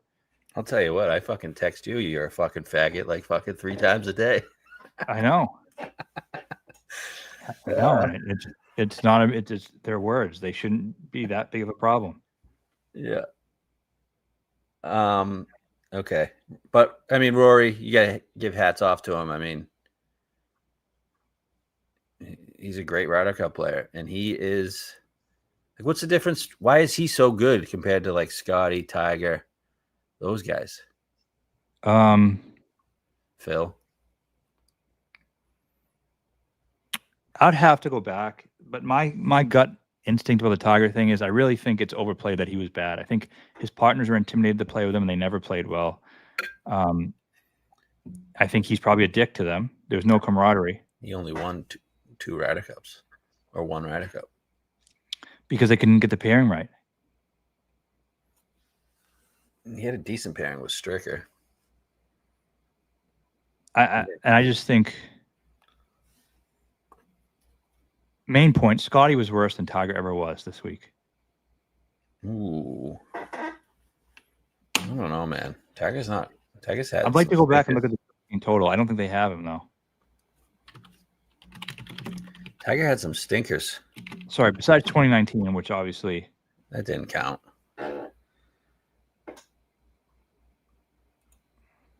Yeah. I don't know. I mean, this adds to Rory's legend, right? Yeah, for Europe. Well, the reason why, because Europeans think Ryder Cup is part of the legacy, and Americans don't. Dude, Tiger's won 1 Ryder Cup, 1 in 7. Wow. The only one he won was fucking 99 in Brooklyn, and that was a huge comeback. He was a rookie, wasn't he? No, he was on the 97 team. He was? Yeah, he won the Masters that year. Oh, yeah. He's 13, 21, and 3. It's pretty fucking bad, man. Yeah, it is. 99 was the only one.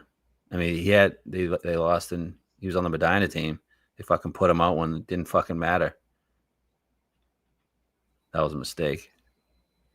He's 4-2-2 in singles. Foursome 4-9-1, 4-ball 5-10, which is surprising. Why is he second 4-ball? I know, it's weird.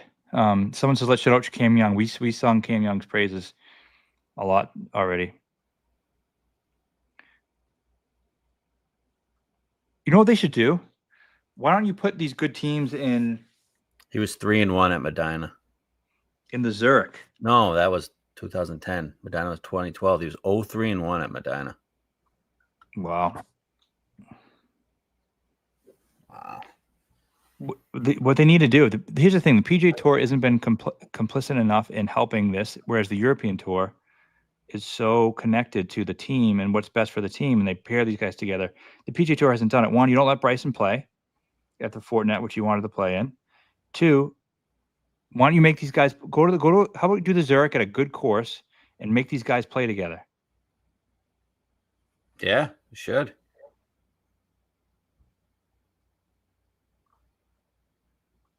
They should. I agree. All right. What else on the Ryder Cup? I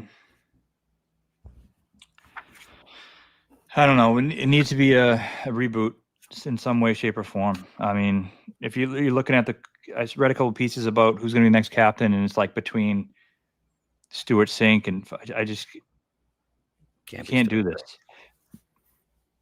Can't be Stu Sink. What the fuck? Can't be Stuart Sink. It can't be. I mean, maybe Justin Leonard. Isn't it got to be Tiger? I guess you need some alphas in the room. You need Brooks and DJ back. I don't think he's taking them. But who knows? 2 years is a long way. So early prediction for the 2027 Ryder Cup. What do we see? Well, if you think this is still going to be a disaster, minus 150 for Europe is not a bad price at home. Yeah, I think Europe's going to roll, to be honest with you. I could see it going the other way. I don't know if they figure it out. Dude, it's been fucking... It's going to be almost 40 years. Would you want Tiger to be the captain?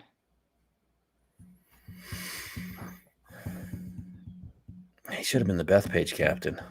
I know he's close to the Adair Manor guy, but is Tiger winning an away Ryder Cup more meaningful than Tiger winning a Ryder Cup?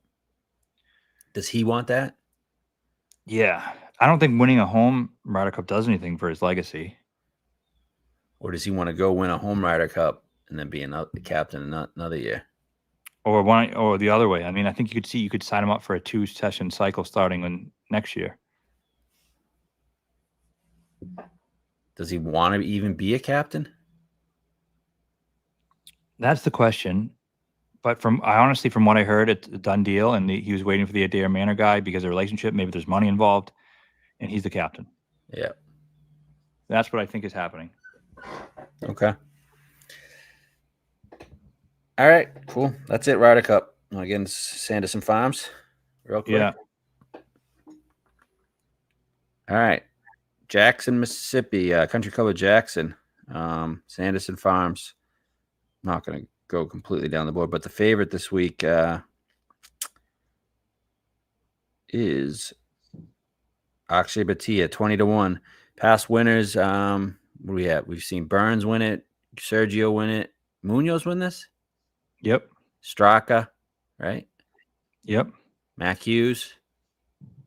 Yep. And then Kevin Yu putted his way to victory for one time in his life. Won it last year. Who am I missing? Cam Champ won it once?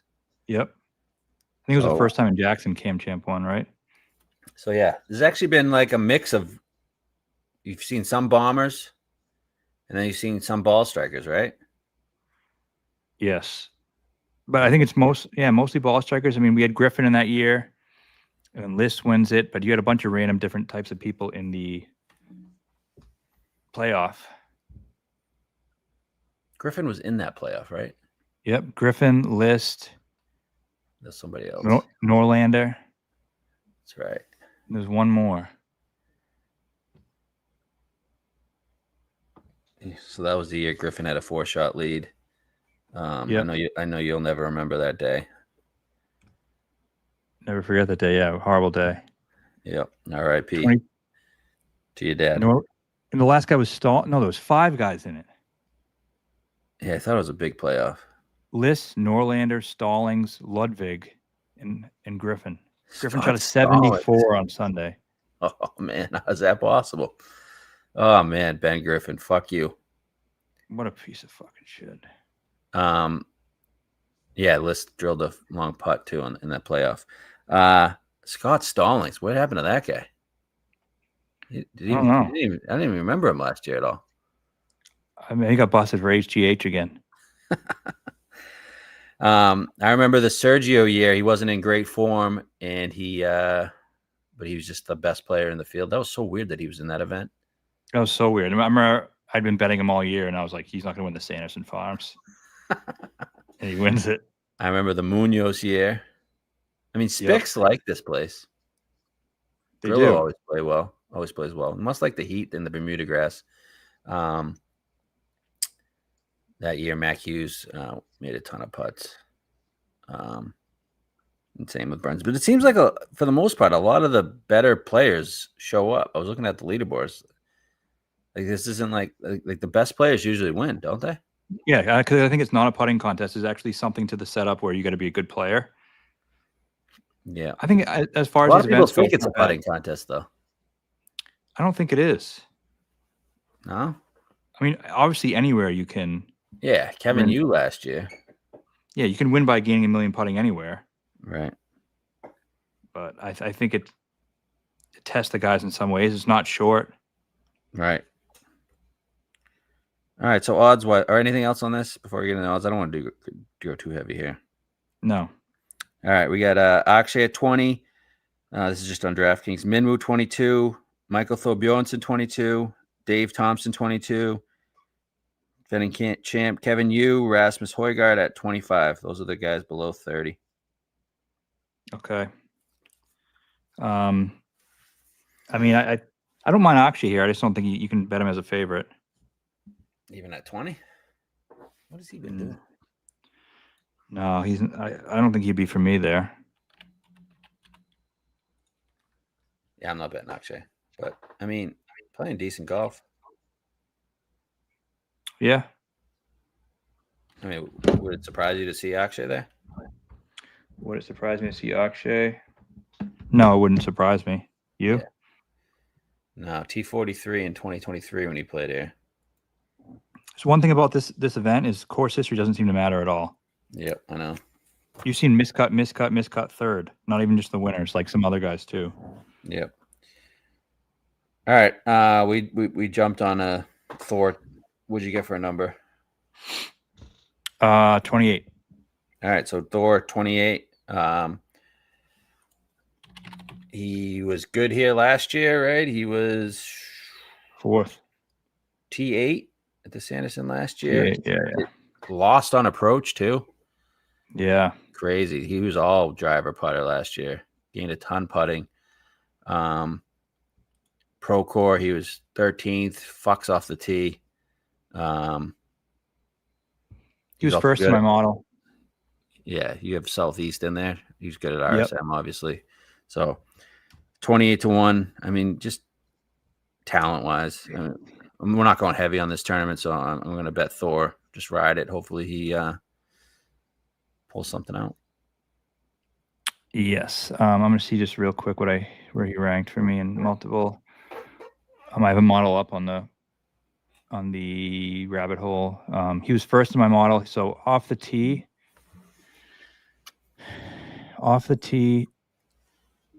he's fifth. Driving distance, he's 12th. Putting on fast Bermuda, he's 13th. Wow. Off the tee on driver heavy courses where missed fairway penalty is low, he's 23rd. Strokes gained total in course history, he was 10th in strokes gained total. It's one tournament, obviously. In Southeast, he is 6th in his past 30 rounds. Wow. Yeah, you think he can finally win? We've been betting him enough. Fucking get over the board, dude. I think so. I mean, I think a lot of times you see young guys get their first win in the fall swing. Yeah, we might as well bet him heavily all fall. Yeah, he's finally like stringing some good results together. You like the number? I like the 28. Yeah. 22 is tough to bet. I'm in, though. I'm in. Thor. All right. Dave Thompson does nothing for you, huh? Nah, I mean, he wouldn't surprise me, I don't think. Would you? Didn't you like him at a tournament recently? Yeah, I liked him at Fortinet. He finished 19th that week. He was 11th at the Wyndham. He's been gaining off the tee. Not really that much on approach, though. Yeah. And what did he do here before? 16. I like him better on shorter courses. Yes, agree. All right, I'm highly considering Minwoo. I got a 25. Even seen some 28s. He's sneaky, playing good on the DP tour. 11th at the BMW, 5th in France. Good off the tee both weeks. Approach finally came through in France, which was not a driver heavy course, right? Right. It's kind of surprising he was finished 5th, putting really well. This also reminds me a lot of Houston, Memorial Park. Mm-hmm. It's like an easier Houston. Something that he obviously won this week. And the approach numbers were great in France. Yeah. What do you think? My worry is this. He's a really good DP World Tour player, always has been. Yes. and now he's on the PGA Tour. He hasn't really been good since he won in Texas. He's been actually pretty horrible. Besides the Rocket Mortgage, where he finished T13, that's a course he likes. We don't know if there's. I think he's a course fit guy. I don't know if there's a course he'll like or not. He hasn't played here. But I'm I think surprised he's not in the Dunhill, man. I know. You figured he just. And what's going on? All these rumors about him to live. Like, I don't know. I just figured he'd be on the DP tour for the rest of the year, but I don't know. There's a lot of oddities surrounding the situation that makes me like. I like him in a lot of ways, but makes me not quite as confident. But I think the number's good. I think the talent play is good, and like you said, the good players tend to get in the mix here. Yeah. Get hot with a putter. I mean, I think if we're sniffing around these group of guys and you want that one extra one, and let's really go after this card and get a winner, I think it's probably a good idea to add him. Yep. I'm not going down the board at all. So, all right. 30 plus. You got Nikolai, Rico Hoey, Poston, Grillo, Smalley, 35. I've been texting you since last Saturday. Big tits Rico is fucking winning this fucking tournament. I think even before that we were talking about it. Yeah. So he switched. Huh? Perfect setup for him. He won his only Korn Ferry in Tennessee, the Knoxville Open. He fucking stripes the fucking ball. Oh my God. His ball striking is incredible. Off the tee. So he switched to the broomstick, right? Yep. And he is probably the worst putter I've ever seen, statistically. Yep. Switches to the broomstick and barely lost putting. Minus 0.05. This is the best putting forms he's had in a very long time. He usually loses like 5 a week. Yeah. And somehow still has a bunch of top 10s. Finished 9th at the Pro Tour. Approach number's great. Off the tee number's great. Has great fucking breasts. Yes. Great tits. And I don't know. I think Rico Hoey's fucking winning this fucking event. He's Hispanic. Yeah. Grillo likes this place. Sergio Munoz. Yeah, there we go. I gotta say this. If he doesn't finish in the top 10, I would be absolutely shocked. Me too. He is probably should go for that top 10 too. I mean, he's gonna be there this week. I absolutely know it. Yeah, I have no idea if he can actually fucking win. So I don't really follow him. I just know statistically he's always been great, and I think this is a great place to bet him. I think you should bet him all fall actually too. Yeah, he's just great ball striker. The broomstick should help. He's better than Scotty Scheffler. I have a modeled ahead of Scotty Scheffler this week. This guy says he fucking loves tits. Me too, bud. Yeah. Who doesn't? So yeah, I'm completely agreement. I mean, I don't see how if we had like each ways here, I don't see how that doesn't come through for anybody. So on DraftKings top 5, 6-1, 10 is 3-1. I bet him at 35. I've seen some 40s though too. Really? Mm-hmm. No, Henley doesn't like them at all. There's no way Henley likes tits. He finds them offensive. Henley's the kind of guy that just likes a fucking flat-chested fucking redhead or something like that. Oh, yeah. Dude, real quick, I got to just mention this. You know the girl Rachel from Boy Meets World? Yeah, she's a porn star. Yeah, I didn't know that. I somehow stumbled upon like a tweet about it. You didn't know that? No. Yeah. It has been for like 5-6 years, I think. That's crazy. They should do a Boy Meets World role play. I could get involved.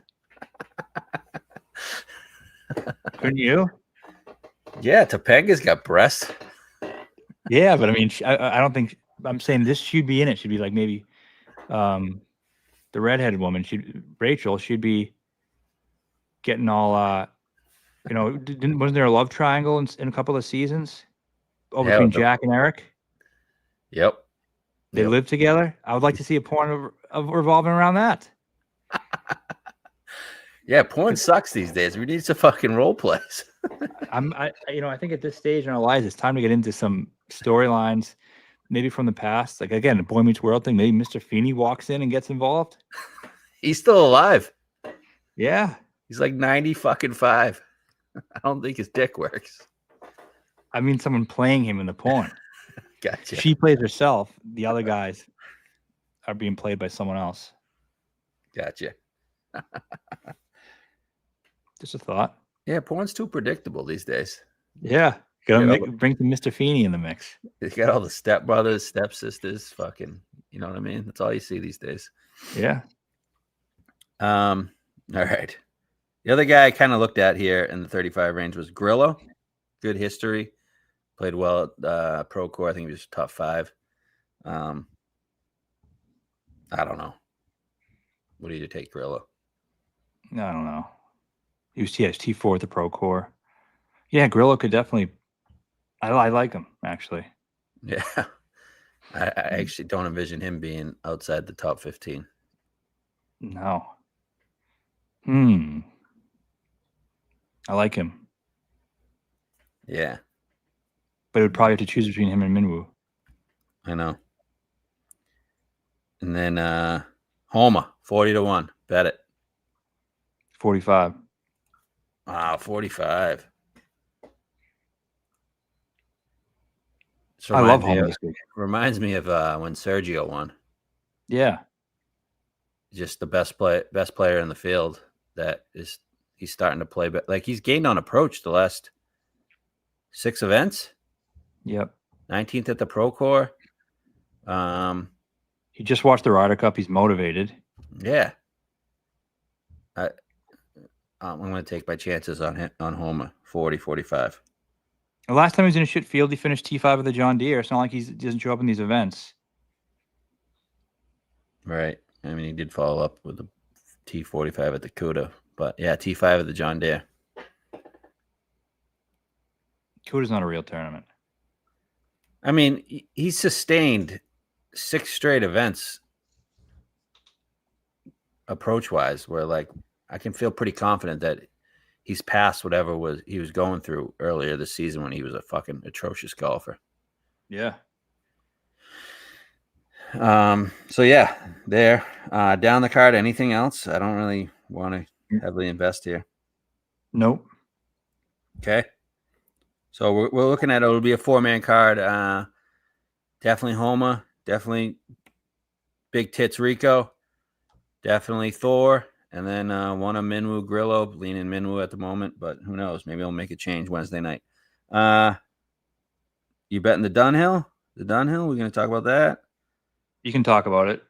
All right. Dunhill, in my opinion, very tough tournament to cap. Although the better golfers typically do win it as well. You got the top 4 guys in the odds. Well, if you don't know how the Dunhill works, they play 3 courses. It's a Pro-Am. You got St. Andrews, Carnoustie, and Kingsbarn, right?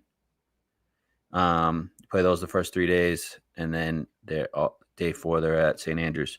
Hatton's won this 3 times. I think Tommy's won it. Fitzpatrick maybe a couple times. I don't know. Do you have the winners up? I think there's been a couple of randos. Remember last year it was Colsarts was in the mix. Yeah, that was crazy. Yeah, really weird. I know Victor Perez has won it. So you had Hatton, Fitz, Ryan Fox, Danny Willett, Victor Perez, Lucas Beauregard. But every year, and then Hatton again. Every year, even when the randos win. So when Hatton won, he was ahead of Colsarts and Fleetwood. When Fitz won, he was in front of Fox, and Fox won the year before. This is like it's a course history place. Colsarts was T6 that year. Fox won. Norn was second. Norn's been in the mix multiple times. Hatton was 7th. You get these guys. So opposite of Sanderson, course history doesn't matter. This place, I think it matters greatly. When Willett won, Hatton was 2nd. Yep. When Perez won, Fleetwood was 5th. When in 2018, Beauregard won, Fleetwood was 2nd. Hatton was 2nd. Look at Hatton's record: 2016 win, 2017 win, 2018 second, 2021 second, and then 2024 win. It's pretty fucking good, dude. His course history is incredible. 3 wins in 2 seconds. So the question is, all the favorites are these European Ryder Cup guys. Are they going to come in here looking to? Are they playing to win or what?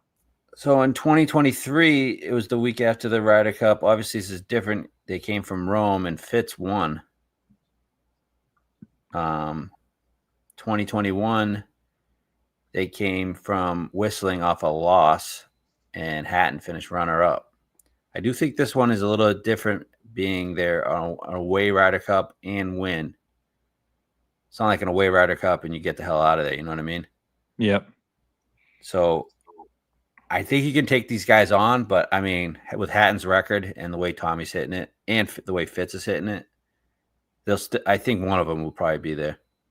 That's what I was going to say. You might be able to dodge a couple of them, but you're going to have to beat one of them. But I wouldn't worry about Bob Mack. Nope. I wouldn't play poor. I don't think they're going to play poorly, but I do think, gets on Sunday, you can beat one of these guys coming off that long week. Yeah, Fleetwood played 5 too. He's got to be drained. Fitz and Hatton both played 4. And then Fitz's match goes all the way to 18. Hatton's did too.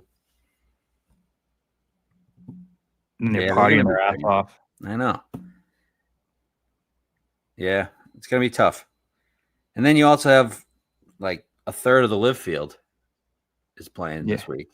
17 guys. So you got, after those 4 Ryder Cup guys, those guys are all below 12-1. You got Harry Hall 16, Penge 16. Then you get into some live guys. Puig 22, Reed 25, Brooks 25, young Tom McKibben 30. Not a live guy here. Rasmus Nergaard Peterson 25, and then Cam Smith 30. Any of those guys interest you? Yeah, I mean, McKibben, I think, is in a great spot. He's in good form. Has played this before. I think he's finished 10th 2 years ago or last year. He finished. I'll tell you. So in my piece I wrote this morning, I have all 17 live guys and what they've done in this tournament so far. So if anyone wants to check that out. He was 43rd in 24 and 14th in 23. So not bad. He's young as shit. He's 22. He's still coming in. He obviously grew up playing links. This is true links, right? I didn't love him in some of these other events because it wasn't really like France and all this other stuff. It's not really true links. Like he can play true links golf. He's great around the green. And he's been playing as opposed to Puig, who hasn't played anything competitively since Live ended. McKibben played the Irish, finished 20th, played the BMW, finished 11th. If you look at a guy like Puig, he has the history at this place. He was 4th last year, and I think he was 4th the year before. I think last year was his debut. Oh, it was? Okay. But he just plays the DP. Puig just plays the DP World Tour fantastically. Like every time, like I think his last 6 times he's played, he's been in the top 15. Yes, and I just think his power, he can just tear these places apart. Yeah. So which one do you lean there? McKibben's got power too. I like McKibben better because he's been playing more, and also the fact that he's 10, 12 points better. Right. You got 25 to 35, right? I see. 35, and I'm seeing Puig 22 a lot of places. Could just bet both of them. And those are the only 2 that I really even look at. What about Nergaard Peterson?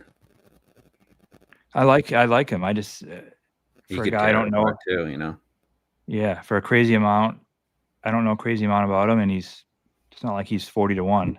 The other guy that bombs it is the Norway guy, Ryton. Yep. Right? He's kind of hot. I just can't get involved in these DP guys at that price. I mean, Penge is on fire too. I think you got to worry about him. Yeah, is he a true links guy though, or is he a? He's a bomber. True and true. Bomber. He's basically Bryson level drives. I mean, he was good at the Scottish. I don't know if you want to call that links, but yeah. Yeah. No, it isn't. Nothing for Brooks. off the good performance at France? I mean, I like Brooks a little bit. I think you don't like him. I just don't think 6-hour rounds is his thing. We finished 8th here before. Yeah. It might not typically be his thing, but I mean, I think he's a little bit hungry right now, don't you? Seems it. He said in the past St. Andrews is his favorite course in the world.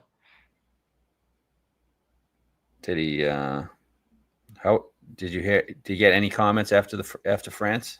Yeah, he said some. He said his putting feels good again, finally for the first time. He said he feels like he's been close all year long, and he finally figured it out. He's putting it all together, and the results are finally coming. This is gonna be slower greens. Is that good or bad for him? I don't know. Yeah. I don't know. I don't trust it. Not feeling it. No, but if he's 2 back after round 1, I'm gonna say fuck. Yeah, of course. He said that in France. Yeah. Cam Smith, former Open winner at St. Andrews. You get 2 rounds at St. Andrews. No fucking clue what that guy's been doing since the live stopped. I can't imagine he's practicing. But I don't know. I imagine he's hungry. I mean, yeah, just first time playing. Yeah, you can't trust him here, no. And you get more live guys. You got actually before the live guy, How Tong. Good links guy. Yeah. Okay. More live guys. You got Peters 45, DJ 45. I'd imagine he's playing with Wayne. You got Bubba in this at 60. Finau 65. Jeez. Louis playing. What other live guys are playing? Surratt's 100. Uline's 120 here. He's great course history. That's worth a shout. Uline 120. He's played here 6 times. He's finished in the top 20 every time. Should I take that? I kind of like it. Yeah, I don't mind that at all. Has he done anything on live at all recently? Hasn't he been atrocious? He's been bad, really bad. 10th in Chicago. That's about it. I don't mind the 120. Pretty good number. Guy Guido 150. I know he's not a links guy, but that just seems like a big price off the 5th at France. Yeah, I don't know. He sucks. One guy I was looking at was he's at 60 or 70 was Oliver Lindell. Yes, I like him. I mean, he's top 10 every week. 7th, 8th, 17th, 7th, 13th. Approach numbers are fantastic. Obviously, he is a fucking links guy. He's from Scotland. He's 27.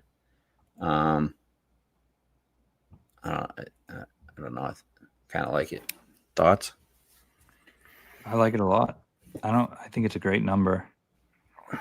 7th of the Irish Open. Obviously striping it. Approach wise, he's great. He's a good putter too. He's an approach putter guy. I don't know. Does he hit it far? No, not at all. Is that what we want? I don't think so, right? No, I think he's like a short course type guy. Yeah. I don't know. Don't hate it. And then see if any of the links results. Just don't know enough about these tournaments. I mean, he's from Scotland, man. He's got to be a links guy. Yeah, what else are the true links tests that they play? I just don't know. Yeah, I don't know. What about your boy Aldrich, 70? It's interesting. He should be St. Andrews twice. I mean, it's gonna be St. Andrews. He's going to be driving every green. Yeah. Slow greens, I'm sure he likes. Yeah. But he's just not in form. Yeah, I know. But 70 might be worth a shot. Yeah. I'm not looking to heavily invest here. I might not even bet this event at all. Just be Sanderson for me, maybe. Yeah. Worth just considering. I do like McKibben, though. Yep.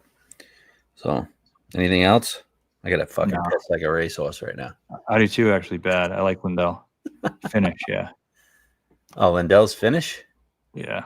Oh, I take back everything I said. I thought that was a Scottish flag. All right, go big tits, Rico. And we got to fix the Ryder Cup. Yep. All right, sounds good. All right, peace.